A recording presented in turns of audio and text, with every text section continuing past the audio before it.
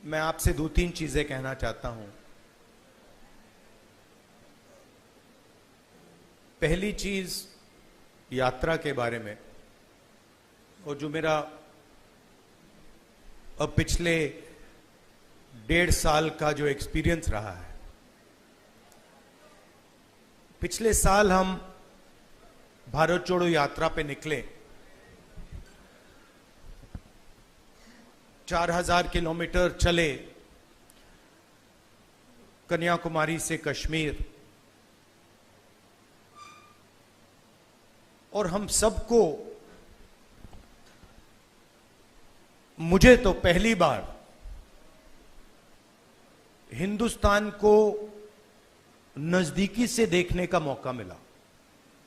मेरे दिमाग में एक हिंदुस्तान था, एक इंप्रेशन था, और जैसे ही मैं चलना शुरू किया, वो इंप्रेशन टूटता गया, बदलता गया, और अंत में जब मैं कश्मीर पहुंचा, मेरा रियलाइजेशन ये था कि जिस चीज को मैं हिंदुस्तान मानता था वो एक्चुअली हिंदुस्तान था ही नहीं। वो मेरे इमेजिनेशन का हिंदुस्तान था, अनइन्फॉर्म्ड हिंदुस्तान था। और ये जो मैं हिंदुस्तान भारत जोड़ो यात्रा में जिसको देखा है, ये भी एक प्रकार से अनइन्फॉर्म्ड हिंदुस्तान है। ये पहले वाले हिंदुस्तान से बेहतर इन्फॉर्म्ड है, मगर ये भी हिंदुस्तान की समझ नहीं है, सुपरफिशियल है।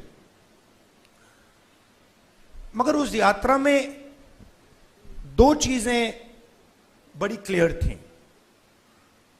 एक कि हिंदुस्तान नफरत का देश नहीं है, मोहब्बत का देश है। और इस देश में, इसके डीएनए में रिस्पेक्ट, मोहब्बत, ये बहुत गहरा है। तो चलते चलते मेरे दिमाग में यह सवाल आना शुरू हुआ कि अगर यह नफरत का देश नहीं है, यह पहला देश है जिसने इंडिपेंडेंस की लड़ाई मोहब्बत से लड़ी, और कोई देश है ही नहीं। मतलब कहते हैं कि civil rights movement, Gandhi ji की फिलॉसफी,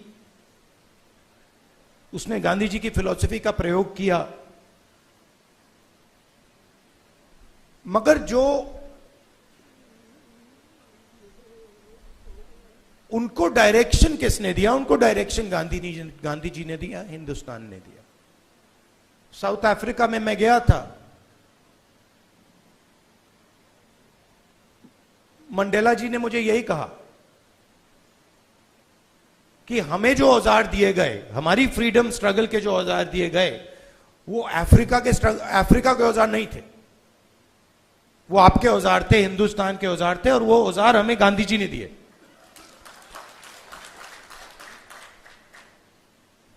तो जब मैं चल रहा था, मेरे दिमाग में यह सवाल आया कि अगर हिंदुस्तान मोहब्बत का देश है, तो इसमें नफरत क्यों फैल रही है? क्योंकि इतना आसान नहीं होना चाहिए नफरत को फैलाना। हम कहते हैं बीजेपी नफरत फैलाती है, बट कोई ना कोई फाउंडेशन तो होगा, कोई ना कोई बेसिस तो होगी इस नफरत की। तो ये सवाल मेरे दिमाग में था, और आस्ते आस्ते मुझे बात समझ आने लगी कि नफरत का कारण अन्याय है। कि ये देश में गरीबों के साथ, किसानों के साथ, दलितों के साथ, महिलाओं के साथ, युवाओं के साथ, सबके साथ हर रोज अन्याय होता रहता है। 2-3% लोग हैं इस देश में जिनको न्याय का एक्सेस मिलता है। 2-3%, ज्यादा से ज्यादा 5% लोग हैं। उनके लिए कोर्ट्स काम करते हैं, उनके लिए सरकार काम करती है, सारी इंस्टीट्यूशंस में उनके लिए जगह है। बट अगर हम 90% लोगों को देखें, उनके साथ 24 घंटा अन्याय हो रहा है। 16 लाख करोड़ रुपए 20-25 लोगों का कर्जा माफ हुआ। जीएसटी का पैसा है, जनता का पैसा है, किसानों का पैसा है, मगर किसानों का 1 रुपया माफ नहीं होता है। और मैंने सरकार के अंदर से देखा है, जब हमने किसान कर्जा माफी की बात उठाई, जब हम सरकार में थे, तो रिस्पांस मिला कि यह ठीक नहीं है, इससे किसान आलसी हो जाएगा।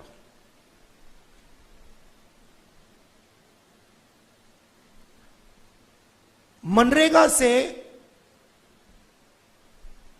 गरीब व्यक्ति की आदत बिगड़ जाती है। मतलब वो काम कर रहा है,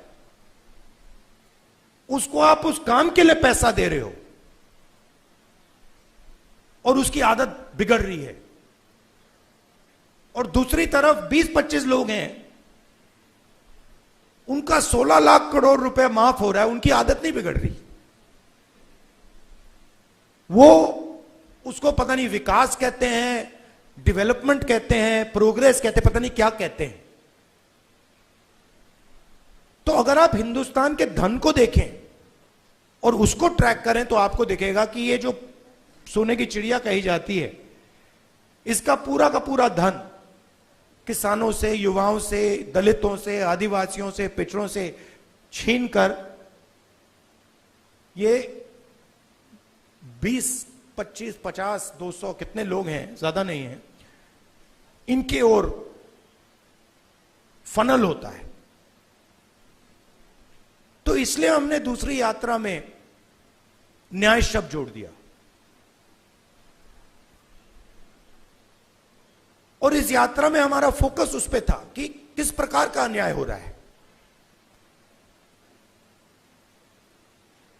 और हर कदम पे स्टूडेंट्स के पेपर लीक हो रहे हैं, किसान को एमएसपी नहीं मिल रही, मजदूर को मिनिमम वेज नहीं मिल रही, छोटे व्यापारियों को जीएसटी से दबाया जा रहा है। मतलब हर स्टेप पे, हर कदम पे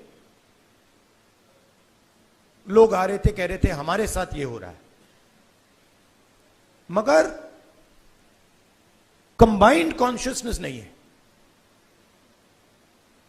एक व्यक्ति कह रहा है मेरे साथ अन्याय हो रहा है। मेरे पास छोटे व्यापारी आए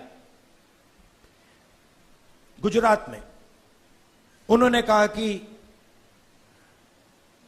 जीएसटी से, नोटबंदी से हमें बहुत चोट लगी। मगर उसी डिस्कशन में जो किसान के साथ हो रहा है वो उनको दिख नहीं रहा है, वो देख ही नहीं पा रहे। तो मेरे खिलाफ जो अन्याय हो रहा है वो मुझे दिख रहा है, मगर मेरे भाई के साथ जो हो रहा है मुझे दिख नहीं रहा है।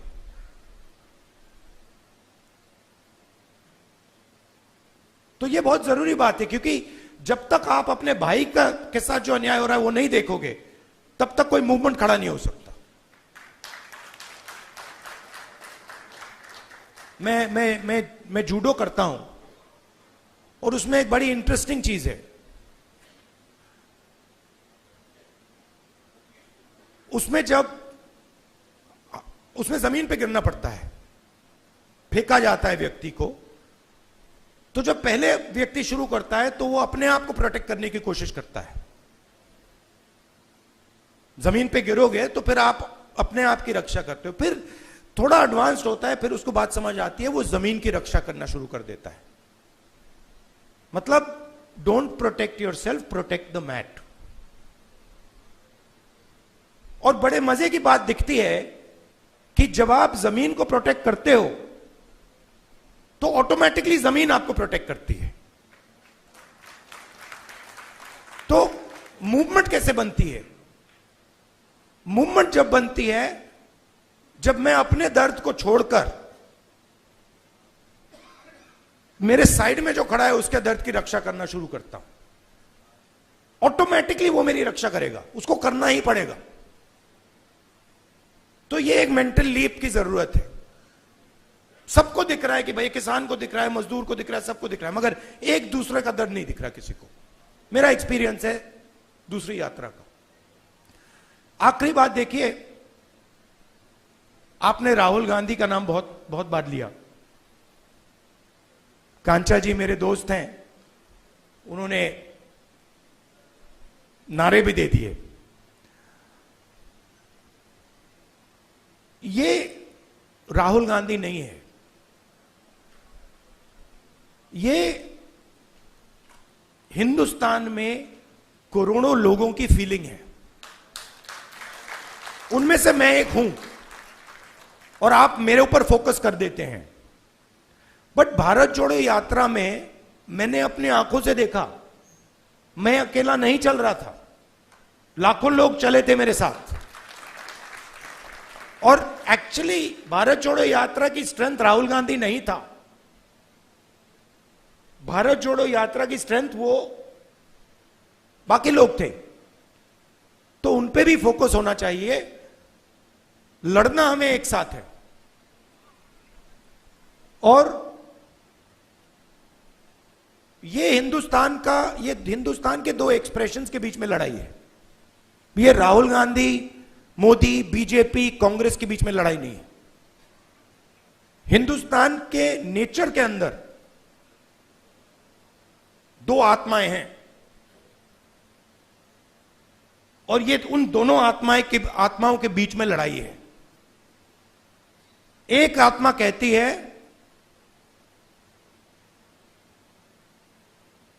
कि हिंदुस्तान बीच से चलाया जाएगा, ऊपर से चलाया जाएगा और सारे लोग ऊपर देख के ऑर्डर लेके इस देश को चलाएंगे।